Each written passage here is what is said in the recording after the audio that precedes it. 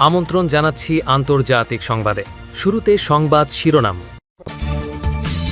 ইসরায়েলের হৃৎপিণ্ডে আঘাত, ৫৫ টার্গেট চুরমার করল ইরান। ইরানের ভয়াবহ মিসাইল হামলা, আগুনে পুড়ছে ইসরায়েলের তেল শোধনাগার। এবার ভারত মহাসাগরে মার্কিন বোম্বার ঘাঁটিতে ইরানের বিধ্বংসী হামলা।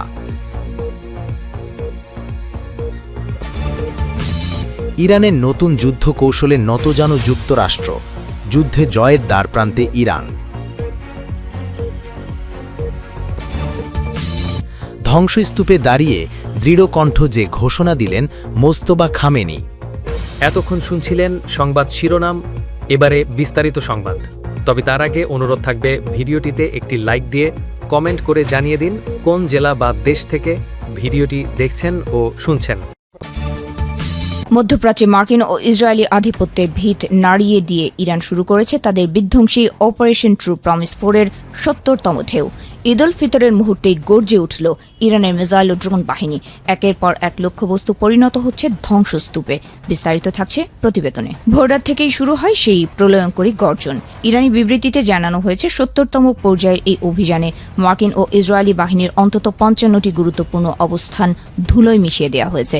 আকাশ বিদীর্ণ করে ধেয়ে আসা আগুনের গোলায় ছেয়ে গেছে দিগন্ত, আর প্রতিটি আঘাতের পর আকাশে কুণ্ডলী পাকিয়ে উঠছে কালো ধোঁয়া। রমজান শেষে যখন মুসলিম উম্মাহ ঈদ পালন করছে, ঠিক তখনই এই হামলাকে এক ভিন্ন ধরনের ভোর হিসেবে আখ্যা দিয়েছে ইরান। তেহরানের দাবি, এই হামলা শুধু সামরিক অভিযান নয়, বরং মধ্যপ্রাচ্যে মুসলমানদের জন্য একটি নতুন আঞ্চলিক ব্যবস্থা বা নিউ রিজিওনাল অর্ডার তৈরির ইঙ্গিত। ইরানি ড্রোন ও মিসাইলের হাত থেকে রক্ষা পায়নি এ অঞ্চলে মার্কিন সামরিক শক্তির দম্ভ। সৌদি আরবের আল খার্জ থেকে শুরু করে সংযুক্ত আরব আমিরাতের আল দফরা, কুয়েতের আলী আল সালেম এবং ইরাকি কুর্দিস্তানের এরবিল পর্যন্ত প্রকম্পিত হয়েছে।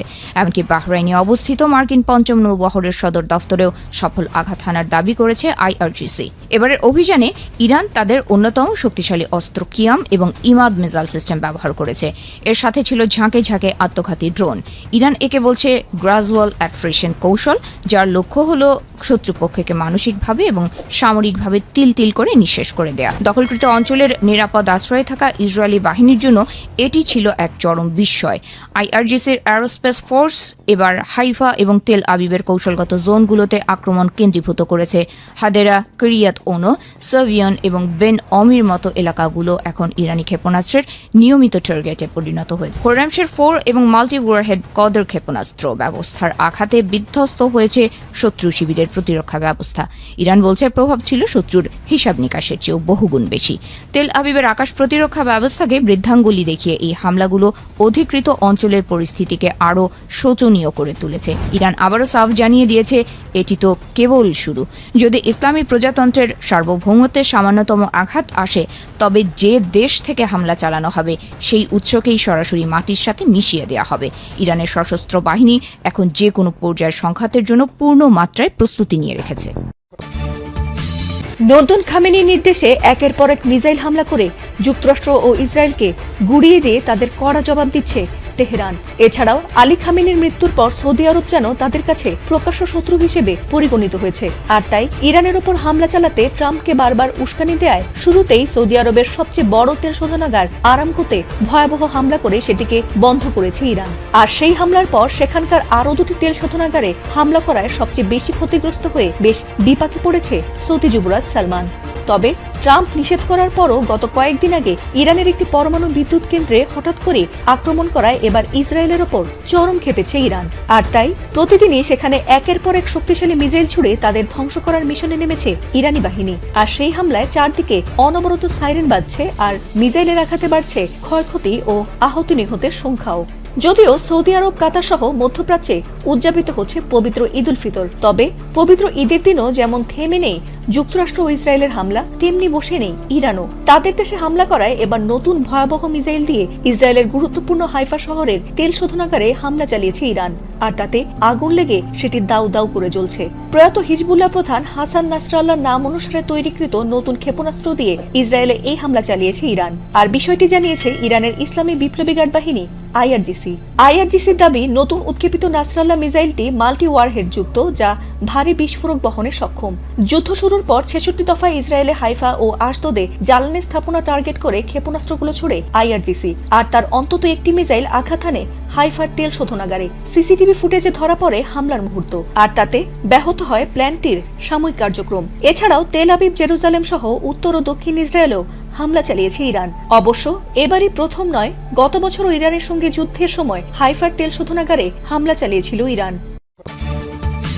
ঘাঁটি থেকে ইরানের ওপর ২৪ ঘন্টায় শকুনি নজরদারি করেন ডোনাল্ড ট্রাম্প, যেখানে থাকে মার্কিন B2, B1 এবং 52-র মতো পরমাণু অস্ত্র বহনকারী বোমবার। সেখানেই এবার প্রথমবারের মতো আঘাত হানল মোজতবা আলী খামেনির বাহিনী। প্রথমবারের মতো ভারত মহাসাগরে অবস্থিত যুক্তরাজ্যের যৌথ সামরিক ঘাঁটি দিয়েগো গার্সিয়া লক্ষ্য করে ছুড়েছে শক্তিশালী মাঝারি পাল্লার ballistic missile IRBM।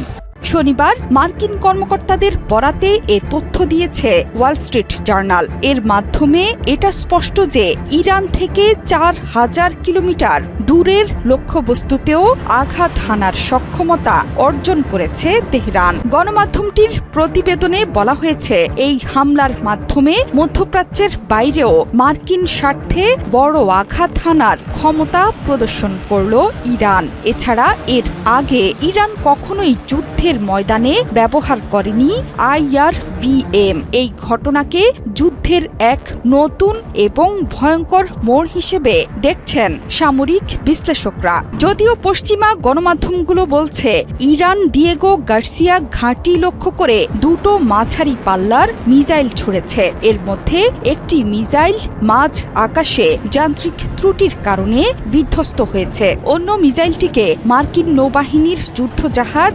SS-3 interceptor missile দিয়ে লক্ষ্যবস্তু করা হয়েছিল।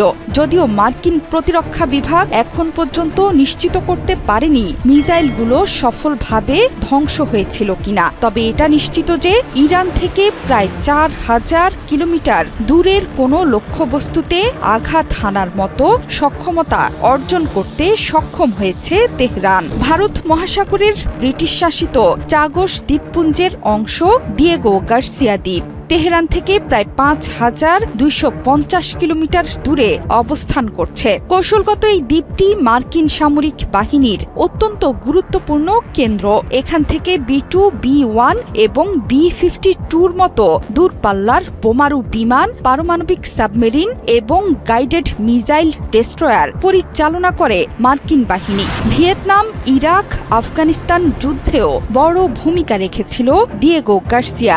ইরানের পররাষ্ট্র মন্ত্রী আব্বাস আরাকচি গত ৮ মার্চ দাবি করেন যে সক্ষমতা থাকা সত্ত্বেও ইচ্ছে করেই মিসাইলের পাল্লা ২,০০০ কিলোমিটারের নিচে সীমাবদ্ধ রেখেছে তেহরান। কিন্তু দিয়েগো গার্সিয়ার ঘাঁটিতে আঘাতের মাধ্যমে এটা স্পষ্ট যে ইরান ২,০০০ নয়, ৪,০০০ কিলোমিটার তথা ঘোষিত সীমার দ্বিগুণ দূরত্বে আঘাত হানতে সক্ষম। বিশেষজ্ঞরা বলছেন, দিয়েগো গার্সিয়ায় হামলার মাধ্যমে মূলত যুক্তরাষ্ট্রকে হুঁশিয়ারি সংকেত পাঠিয়েছে ইরান। বর্তমানে মধ্যপ্রাচ্যে চলমান নজিরবিহীন সামরিক তৎপরতা ভারত মহাসাগরীয় অঞ্চলের নিরাপত্তা সমীকরণকেও পুরোপুরি বদলে দিতে পারে বলে শঙ্কিত সামরিক বিশেষজ্ঞরা। হোয়াইট হাউসের অভ্যন্তরীণ আলোচনায় উঠে এসেছে এক বিস্ময়কর তথ্য। প্রেসিডেন্ট ট্রাম্পের উপদেষ্টারা গোপনে প্রস্তাব দিয়েছে যে সমুদ্রে ভাসমান প্রায় ১৪০ মিলিয়ন ব্যারেল ইরানি তেল মিত্র দেশগুলোর কাছে বিক্রির অনুমতি দেওয়া হোক। মজার বিষয় হলো, এই তেল একসময় চীন কিনতে চেয়েছিল মার্কিন নিষেধাজ্ঞা উপেক্ষা করেই। ইরানের সাথে যুদ্ধের মধ্যেই যুক্তরাষ্ট্রের তেহরানের কাছে শরণাপন্ন হওয়া প্রমাণ করে রণক্ষেত্রে না হলেও কূটনৈতিক টেবিলে ট্রাম্পকে হারিয়ে দিয়েছে ইরান। মধ্যপ্রাচ্যে ইরান ও যুক্তরাষ্ট্রের মধ্যে চলমান রক্তক্ষয়ী যুদ্ধের তৃতীয় সপ্তাহে বিশ্ব অর্থনীতি এক ভয়াবহ বিপর্যয়ের মুখে দাঁড়িয়েছে। একদিকে রণক্ষেত্রে চলছে অপারেশন এপিক ফিউরি, অন্যদিকে বিশ্বজুড়ে হু হু করে বাড়ছে জ্বালানি তেলের দাম। পরিস্থিতি এতটাই বেগতিক যে খোদ ট্রাম্প প্রশাসন এখন তাদের ঘোর শত্রু ইরানের ওপর থেকেই সাময়িক নিষেধাজ্ঞা তুলে নেওয়ার মতো অপ্রত্যাশিত পথে হাঁট। এদিকে ইরানের পররাষ্ট্রমন্ত্রী তিনি জাপানের পররাষ্ট্রমন্ত্রীর সঙ্গে সরাসরি সংলাপে বসেছেন। তেহরানের পক্ষ থেকে টোকিওকে একটি আকর্ষণীয় প্রস্তাব দেওয়া হয়েছে। জাপানি পতাকাবাহী জাহাজগুলো কোনো ধরনের নিরাপত্তা ঝুঁকি বা বাধা ছাড়াই হরমুজ প্রণালী দিয়ে চলাচল করতে পারবে। বিশ্লেষকরা মনে করছেন এটি ইরানের অত্যন্ত সুদূরপ্রসারী ও বুদ্ধিদীপ্ত একটি কৌশল। যুক্তরাষ্ট্র ইতিমধ্যে জাপান সহ তার প্রধান মিত্রদের অনুরোধ করে জানিয়েছে যাতে তারা হরমুজ প্রণালী উন্মুক্ত রাখতে সেখানে যুদ্ধজাহাজ পাঠায়। এদিকে তেহরান খুব ভালো করেই জানে জাপানি যুদ্ধজাহাজ পাঠানোর অর্থ হলো সরাসরি ইরানের বিরুদ্ধে যুদ্ধে জড়িয়ে পড়া। জাপানি প্রধানমন্ত্রী সম্প্রতি হোয়াইট হাউসে গিয়ে প্রতিবেশী দেশ ও হরমুজ প্রণালীতে ইরানের হামলার নিন্দা জানালো তেহরান এই বিশেষ ব্যবস্থার মাধ্যমে টোকিওকে প্রলুব্ধ করার চেষ্টা করছে যাতে তারা মার্কিন সামরিক জোটে যোগ না দেয়। এই চালের মাধ্যমে ইরান মূলত বিশ্বকে দুটি বার্তা দিচ্ছে। প্রথমত, হরমুজ প্রণালীর প্রকৃত নিয়ন্ত্রণ এখনও তাদের হাতে, এবং দ্বিতীয়ত, যারা তাদের সঙ্গে সংঘাতে জড়াবে না তাদের বাণিজ্যিক স্বার্থ সুরক্ষিত থাকবে। ইরান একই সঙ্গে দুটি ফ্রন্টে লড়াই করছে। একদিকে সামরিক শক্তির মাধ্যমে যুক্তরাষ্ট্র ও ইসরায়েলকে মোকাবেলা করছে, অন্যদিকে মিত্রদের মধ্যে বিভেদ সৃষ্টি করে ওয়াশিংটনকে কূটনৈতিকভাবে একঘরে করার চেষ্টা করছে। ট্রাম্প প্রশাসন একদিকে অপারেশন এপিক ফিউরির মাধ্যমে ইরানকে ধ্বংস করার হুমকি দিচ্ছে, আবার অন্যদিকে অর্থনৈতিক চাপে পড়ে ইরানের তেলই বাজারে ছাড়ার অনুমতি দিচ্ছে। আর ট্রাম্পের এই বিপরীতমুখী অবস্থান মার্কিন মিত্রদের মধ্যে তৈরি করেছে বিভ্রান্তি, যার কারণে অনেকটাই একঘরে হয়ে গিয়েছে যুক্তরাষ্ট্র। এখন দেখার বিষয় জাপানের মতো দেশগুলো ইরানের এই দ্বিপক্ষীয় প্রস্তাব গ্রহণ করে কিনা। যদি এশিয়ার দেশগুলো বড় আকারে ইরানি তেল কেনা শুরু করে এবং মার্কিন সামরিক জোট থেকে দূরে সরে থাকে, তবে মধ্যপ্রাচ্যের এই যুদ্ধের রাজনৈতিক সমীকরণ আমূল বদলে যেতে পারে। ইসরায়েল ও যুক্তরাষ্ট্রের সঙ্গে তুমুল যুদ্ধ চলছে ইরানের। ধ্বংসস্তূপে পরিণত হয়েছে তেহরান সহ বহু এলাকা, আর তার মাঝেই দৃঢ় কণ্ঠে নিজের অবস্থান ঘোষণা করলেন আয়াতুল্লাহ মুস্তফা খামেনি।